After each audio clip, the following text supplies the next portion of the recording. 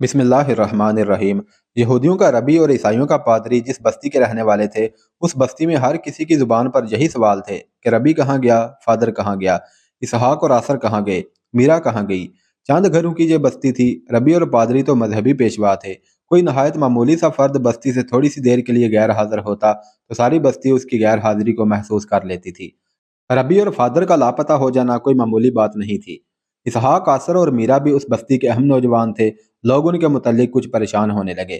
ایک صبح ایک مجذوب سا آدمی جس نے سبز چوگا پہن رکھا تھا اور سر پر سبز پگڑی لپٹی ہوئی تھی بستی میں داخل ہوا۔ وہ حق ہو کے دھماکہ خیز نعرے لگا رہا تھا۔ اس کی داڑھی بڑی لمبی تھی، سر کے بال بھی اتنے لمبے کہ شانوں سے نیچے چلے گئے تھے، اور اس کی آنکھیں گوشت کی طرح سرخ تھیں۔ وہ بستی کے وسط میں جا کر رک گیا۔ پہلے بچے اس کے ارد گرد اکٹھے ہو گئے، پھر دوسرے لوگ بھی اس کے قریب آنے لگے۔ کچھ نہیں رہے گا، اس نے دائیں ہاتھ آسمان کی طرف کر کے کہا۔ سب گم ہو جائیں گے، کچھ نہیں رہے گا، نام و نشان مٹ جائے گا، مانو اسے جو روشنی دکھاتا ہے۔ وہ توہم پرستی اور ذہنی پسماندگی کا زمانہ تھا۔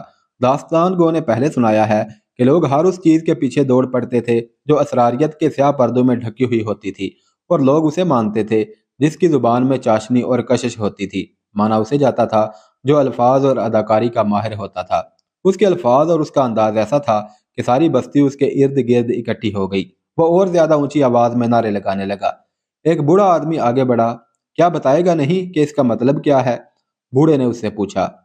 جو مطلب نہیں سمجھے گا وہ نہیں رہے گا، مجذوب نے کہا۔ سمجھو لوگو، سمجھو۔ کیا تو ہمارے پاس بیٹھے گا نہیں؟ بوڑھے نے پوچھا۔ ہم سمجھنا چاہتے ہیں، ایک اور بولا۔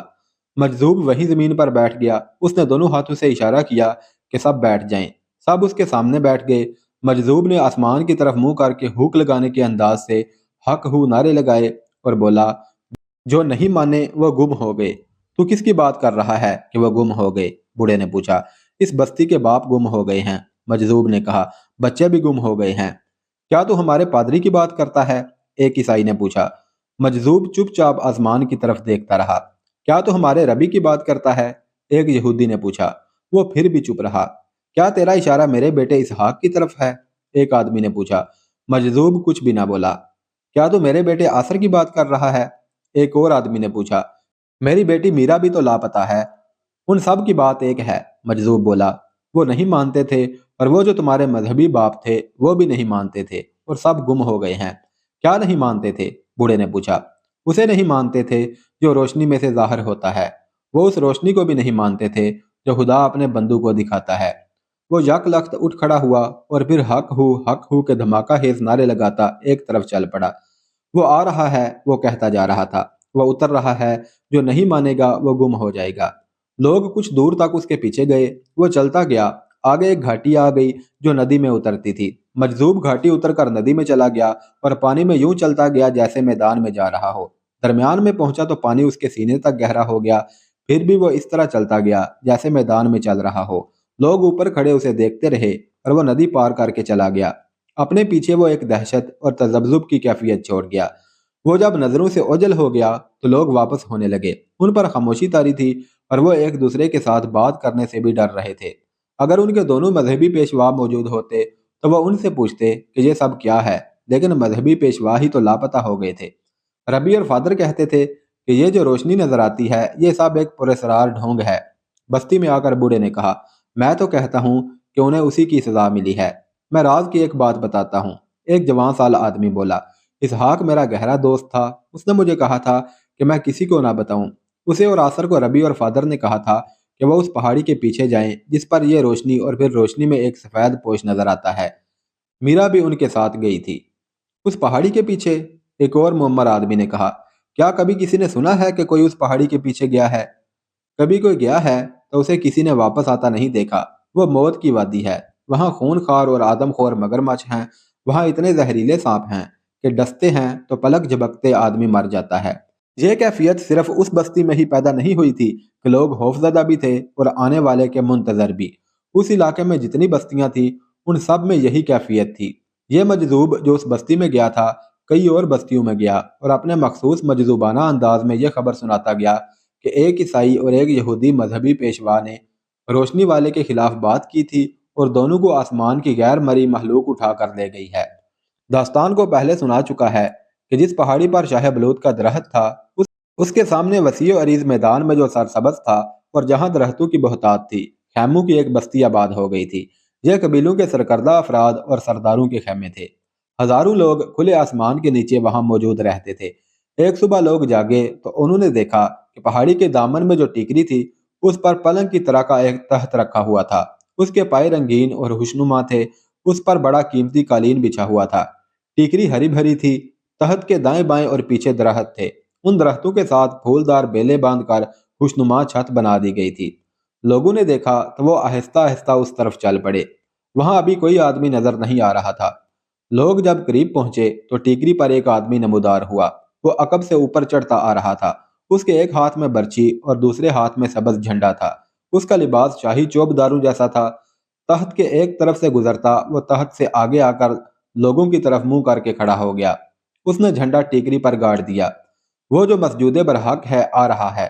چوبدار نے بڑی ہی بلند آواز میں اعلان کیا، خوش نصیب ہو تم کہ وہ تمہارے سامنے آ رہا ہے۔ وہ آئے تو سجدے میں چلے جاؤ۔ لوگوں پر سناٹا طاری ہو گیا۔ قبیلوں کے سردار آگے آ جاؤ، چوبدار نے اعلان کیا۔ سرکردہ آدمی سب سے آگے آ کر بیٹھ جاؤ۔ لوگوں میں سے کئی ایک آدمی آگے چلے گئے اور بیٹھ گئے۔ ان کے لباس اور رنگ ڈھنگ بتا رہے تھے کہ وہ سرکردہ افراد ہیں۔ ہوا کچھ تیز چل رہی تھی۔ ٹیکری پر 6 آدمی نمودار ہوئے۔ ان کے لباس معمولی سے تھے، وہ ملازم لگتے تھے۔ ہر ایک نے ایک ایک دیگچہ نما برتن اٹھا رکھا تھا۔ وہ ٹیکری اتر آئے اور ہجوم کے اس پہلو کو چلے گئے جدھر سے ہوا آ رہی تھی۔ انہوں نے یہ برتن تھوڑے تھوڑے فاصلے پر رکھ دیے۔ یہ لوگوں سے دور رکھے گئے تھے۔ پھر ان میں آگ لگا دی گئی، لیکن شعلہ کسی میں بھی نہ نکلا۔ ہر برتن میں سے ہلکا ہلکا دھواں اٹھنے لگا۔ ہوا کا رخ لوگوں کی طرف تھا، اس لیے یہ دھواں ہجوم میں سے گزرنے لگا۔ وہ آدمی وہیں کھڑے رہے۔ خدا کی رحمتیں نازل ہو رہی ہیں، ٹیکری سے چوبدار کی آواز آئی۔ لوگوں نے ایسی خوشبو محسوس کرنی شروع کر دی جو انہوں نے پہلے کبھی نہیں سونگھی تھی۔ یہ اس دھوئیں کی خوشبو تھی جو برتنوں سے اٹھ رہا تھا۔ نکارا بجنے لگا اور اس کے ساتھ 3 شہنائیوں کے لے ابھرے۔ یہ صحرائی نغمے کی لے تھی جس میں وجد طاری کر دینے والا سوز تھا۔ تخت کے عقب سے ایک آدمی ابھرنے لگا جو ایک شاہانہ کرسی پر بیٹھا تھا۔ کرسی اس آدمی کو اٹھائے اوپر ہی اوپر اٹھتی آئی۔ پھر 4 آدمیوں کے سر ابھرے اور فوراً ہی یہ چاروں آدمی پورے اوپر آ گئے۔ کرسی بڑی تھی اور چوڑی تھی۔ ان چاروں آدمیوں نے کرسی کو اپنے کندھوں پر اٹھا رکھا تھا۔ چاروں آدمی عربی لباس میں ملبوس تھے اور جو کرسی پر بیٹھا تھا لباس اس کا بھی عربی نما تھا، لیکن کپڑا ریشمی اور چمکدار تھا۔ سجدہ، ایک آواز گرجی۔ وہاں جتنے لوگ تھے سب سجدہ ریز ہو گئے۔ 4 آدمیوں نے بڑے آرام سے کرسی تخت پر رکھ دی جس پر قالین بچھا ہوا تھا۔ کرسی پر جو بیٹھا تھا وہ بادشاہ لگتا تھا۔ داڑھی سلیقے سے تراشی ہوئی تھی۔ اس کے چہرے کا رنگ سفیدی مائل گندمی تھا۔ نقش و نگار میں مردانہ حسن، آنکھوں میں چمک اور ایسا تاثر کہ کوئی بڑی مضبوط شخصیت والا ہی ان آنکھوں کا سامنا کر سکتا تھا۔ زیر لب تبسم چہرے کی جاذبیت میں اضافہ کرتا تھا۔ اس نے سجدہ ریز ہجوم پر نگاہ دوڑائی۔ اس کا زیر لب تبسم مسکراہٹ کی صورت میں کھل گیا۔ اس نے ہاتھ سے اشارہ کیا کہ لوگ سجدے سے اٹھیں۔ اللہ اکبر، ایک آواز گرجی۔ ہجوم نے سجدے سے سر اٹھائے۔ ہجوم میں عیسائی بھی، یہودی بھی اور مسلمان بھی تھے اور چند ایک بے دین بھی تھے۔ اللہ اکبر کا مطلب یہ تھا کہ یہ جو شاہانہ مسند پر بیٹھا ہے مسلمان ہے۔ پھر بھی سب لوگ اسے دیکھنے اور اسے سننے کو بےتاب ہوئے جا رہے تھے۔ اسلام کے سب سے بڑے دشمن یہودی تھے، لیکن اللہ اکبر کی صدا پر ان کے دلوں میں تعصب نے سر نہیں اٹھایا تھا۔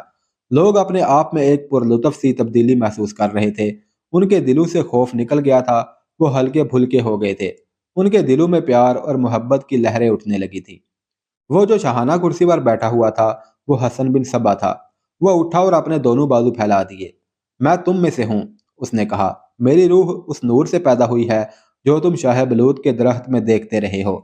میں تم میں سے ہوں، مجھے خدا نے اپنا الچی منتخب کیا ہے۔ میں تمہارے لیے خدا کا پیغام لے کر آیا ہوں، لیکن ابھی پورا پیغام سنانے کا وقت نہیں آیا۔ ابھی اتنی سی بات بتاؤں گا کہ خدا کی منشا ہے کہ اس کی زمین پر اس کے بندوں کی حکومت ہو۔ جس طرح خدا نے فرعونوں کا خاتمہ کر دیا تھا، اسی طرح خدا بادشاہوں کا خاتمہ کرنا چاہتا ہے۔ اللہ کی رضا اب اس میں ہے کہ کھیتی کا پورا حق اسے ملے جو اس میں ہل چلاتا اور بیج پھینکتا ہے۔ کیا تم چاہتے ہو کہ اپنے جیسے بندوں کی غلامی سے آزاد ہو جاؤ؟ ہاں ہاں، ہجوم سے بے شمار آوازیں اٹھی۔ ہم آزاد ہونا چاہتے ہیں، لیکن یہ کام آسان نہیں، حسن بن صبا نے کہا۔ تمہیں متحد ہو کر میرے پیچھے چلنا پڑے گا۔ ہم تمہارے پیچھے چلیں گے، ہجوم سے پرجوش آوازیں اٹھیں۔ یاد رکھو، حسن بن صبا نے کہا، تم یہ وعدہ میرے ساتھ نہیں اس خدا کے ساتھ کر رہے ہو جس نے مجھے الچی بنا کر تمہارے پاس بھیجا ہے۔ تم وعدے سے پھر گئے تو تم پر خدا کا عذاب نازل ہوگا۔ اگر تم نے خدا سے وعدہ نبھایا تو تم دنیا میں جنت دیکھ لو گے۔ ہم خدا کو ناراض نہیں کریں گے، ہجوم میں سے آوازیں اٹھیں۔ یہ حسن بن صبا کی رونمائی تھی۔ اس روپ میں وہ پہلی بار لوگوں کے سامنے آیا تھا۔ اس نے دیکھا کہ اتنا بڑا ہجوم اس کا ہم نوا ہو گیا ہے تو اس نے نہایت پراسر الفاظ میں وعظ شروع کر دیا۔ مورخوں کا بیان ہے کہ حسن بن صبا کی اس تقریر میں زبان کا جادو اور خطابت کا کمال تو تھا، علم و فضل کا نام و نشان نہ تھا۔ وہ لوگوں کے دلوں کی بات کر رہا تھا۔ لوگوں کو اس کے انداز خطابت نے تو متاثر کرنا ہی تھا کیونکہ اس فن میں اس نے کمال حاصل کیا تھا، لیکن لوگوں کے ذہنوں کو اس نے اس دھوئیں کے ذریعے اپنے قابو میں کر لیا تھا جو دیگچہ نما برتنوں سے اٹھ رہا تھا۔ یہ ایک یا ایک سے زیادہ جڑی بوٹیوں کی دھونی تھی جن کے اثرات ویسے ہی تھے جیسے چرس کے ہوتے ہیں۔ حسن بن صبا نے آگے چل کر قلعہ الموت میں جو جنت بنائی تھی اس میں ان جڑی بوٹیوں کا بے دریغ استعمال ہوا تھا۔ بعض مورخوں نے یہی لکھا ہے کہ اس نے ہجوم پر اس دھونی کا نشہ طاری کر دیا تھا، لیکن دو مورخوں نے لکھا ہے کہ وہاں پانی کے بہت سے مٹکے رکھ دیے گئے تھے جن میں تھوڑا سا سرور پیدا کرنے والی دوائی ملا دی گئی تھی، اور لوگوں سے کہا گیا تھا کہ اس پانی میں آب کوثر ملا ہوا ہے، سب یہ پانی پئیں۔ لوگوں پر اس پانی نے ایسا نشہ طاری کر دیا تھا کہ ان کے ذہن حسن بن صبا کے ایک ایک لفظ کو دل و جان سے قبول کرتے جا رہے تھے۔ البتہ تاریخوں میں یہ واضح طور پر لکھا گیا ہے کہ حسن بن صبا نے قبیلوں اور بستیوں کے سرکردہ افراد اور سرداروں کو پہلے ہی الگ کر لیا تھا۔ اس نے لوگوں کے ہجوم کو وہاں سے چلتا کیا اور سرداروں وغیرہ کو اوپر ٹیکری پر بلا لیا۔ ٹیکری کے اوپر جگہ اتنی سرسبز اور خوشنما تھی جیسے انسانوں نے اپنے بادشاہ کے بیٹھنے کے لیے یہ جگہ بڑی محنت سے تیار کی ہو۔ ان سرکردہ افراد کی تعداد کوئی زیادہ نہیں تھی، 12-14 ہی تھی۔ انہوں نے حسن بن صبا کے سامنے جا کر اس طرح تعظیم دی کہ رکوع کی حالت میں چلے گئے۔ ان میں سے کسی ایک نے بھی یہ دیکھنے کی ضرورت محسوس نہ کی کہ یہ کوئی انسان ہے یا یہ کوئی فریب کار ہی تو نہیں۔ یہ سب اس سے مرعوب ہو گئے۔ پہلے بیان ہو چکا ہے کہ جڑی بوٹیوں کی دھونی کے ذریعے لوگوں کے ذہنوں پر قبضہ کیا گیا تھا، لیکن حسن بن صبا کے پاس لوگوں پر چھا جانے کا ایک ذریعہ اور بھی تھا۔ یہ تھا سحر یعنی جادو۔ اس کے استاد اور پیر و مرشد نے اسے سحر کاری کی خصوصی تربیت دی تھی۔ بعض مورخوں نے وثوق سے لکھا ہے کہ حسن بن صبا نے لوگوں کے ہجوم پر نظر ڈالی تو تمام کا تمام ہجوم ہیپناٹائز ہو گیا تھا۔ سردار وغیرہ اوپر گئے تو وہ بھی ہیپناٹائز کر دیے گئے تھے۔ اسے اجتماعی ہیپناٹائز کہا جاتا ہے۔ حسن بن صبا کی ابلیسیت کی داستان کو بعض لوگ محض افسانہ سمجھتے ہیں۔ وجہ یہ ہے کہ انہیں یقین نہیں آتا کہ ایک انسان کی ایسی فریب کاری جو لاکھوں انسانوں کو اپنی زد میں لے لے من گھڑت قصہ ہی ہو سکتی ہے۔ یہ ہے بھی صحیح کہ حسن بن صبا اور اس کے گروہ کے بعض کارنامے اور کمالات ایسے ہیں جو قابل یقین نہیں لگتے، لیکن حسن بن صبا نے جو ذرائع استعمال کیے تھے وہ حیران کن کمالات دکھا سکتے تھے۔ سحر کاری اس دور میں کوئی نئی چیز نہیں تھی۔ اتنا ضرور ہے کہ اس دور میں سحر یا کسی بھی قسم کا جادو ہر کسی کے ہاتھ میں نہیں آ سکتا تھا۔ مثال کے طور پر فرعونوں کے پاس جادوگر موجود تھے اور یہودیوں نے بھی اس فن میں کمال حاصل کیا تھا، لیکن یہ فن ایسا عام اور سہل نہیں تھا کہ ہر کوئی سیکھ لیتا۔ پہلے بیان ہو چکا ہے کہ حسن بن صبا کے ہاتھ کوئی ایسی جڑی بوٹی لگ گئی تھی جس کی بو یا دھونی انسان کو بڑے دلکش تصورات میں لے جاتی تھی۔ مثلاً اس بوٹی کی بو کے زیر اثر کوئی آدمی کنکریاں اور مٹی کھا رہا ہوتا تو وہ پورے یقین کے ساتھ یہ سمجھتا تھا کہ وہ منو سلوا کھا رہا ہے، اور پتھروں پر لیٹ کر اسے نرم و گداز بستر کا لطف آتا تھا۔ آگے چل کر جب داستان کو آپ کو حسن بن صبا کی جنت میں لے جائے گا تو آپ دیکھیں گے کہ وہ جنت کس طرح آباد کی گئی تھی۔ وہ ایک جہنم تھا جسے لوگ جنت سمجھتے تھے۔ اگر بات حسن بن صبا کی نفسیات کی کریں تو اس پر ایک کتاب لکھی جا سکتی ہے، لیکن بات سمجھانے کے لیے بہتر یہ ہے کہ واقعات بیان کر دیے جائیں اور یہ پڑھنے والے پر چھوڑ دیا جائے کہ وہ سمجھنے کی کوشش کریں کہ یہ سب کیا تھا۔ سمجھنے والی اصل بات یہ ہے کہ حسن بن صبا اور اس کے استادوں اور اس کے گروہ کا وجود اور ان کی یہ طلسماتی کارستانی یہ اسلام کی سچائی پر بڑا ہی شدید حملہ تھا، اور اسلام کے لیے اتنا بڑا چیلنج جو صلیبیوں کے چیلنج سے بھی بڑا اور خطرناک تھا۔